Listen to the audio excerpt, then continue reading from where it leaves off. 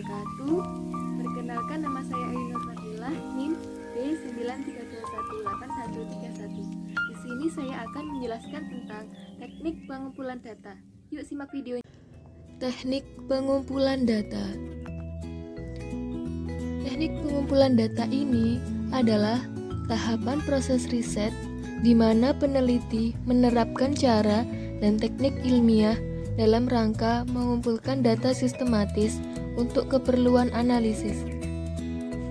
Yang pertama yaitu wawancara atau interview. Wawancara ini menjadi teknik pengumpulan data saat peneliti ingin melakukan studi pendahuluan guna menemukan permasalahan yang harus diteliti. Dan jika peneliti ingin mengetahui hal-hal dari responden dengan sangat mendalam dan jumlah respondennya sedikit atau kecil. Di sini wawancara dibagi menjadi dua, yaitu terstruktur dan tidak terstruktur. Wawancara terstruktur ini dipakai sebagai teknik pengumpulan data jika peneliti atau pengumpul data sudah mengetahui dengan pasti informasi yang akan didapatkan. Dan yang kedua yaitu wawancara tidak terstruktur. Wawancara tidak struktur ini adalah wawancara yang bebas dan peneliti tidak memakai pedoman wawancara yang tersusun secara sistematis dan lengkap untuk pengumpulan datanya. Yang kedua yaitu kuesioner. Kuesioner adalah alat teknik pengumpulan data yang dilakukan dengan cara memberi pertanyaan atau pernyataan tertulis pada responden untuk dijawabnya.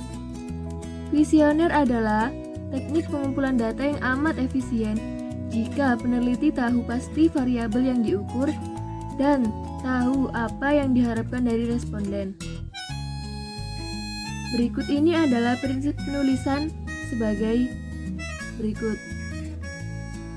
Yang pertama yaitu isi dan tujuan pertanyaan. Yang kedua yaitu bahasa yang dipakai. Di sini bahasa yang digunakan di dalam penulisan angket harus disesuaikan dengan kemampuan cara berbahasa si responden. Dan selanjutnya tipe dan bentuk pertanyaan.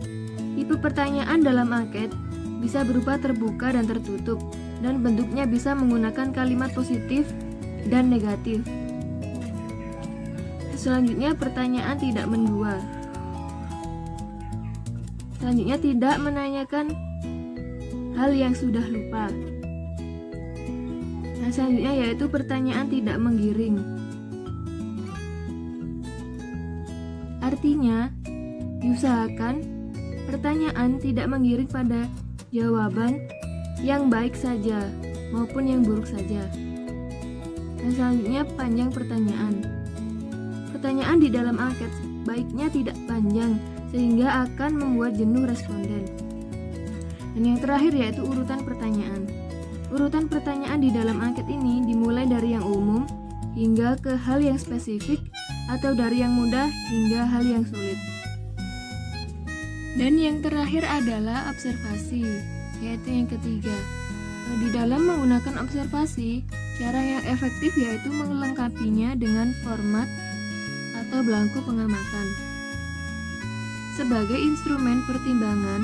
Lalu format yang disusun berisi item-item tentang suatu kejadian atau tingkah laku yang digambarkan.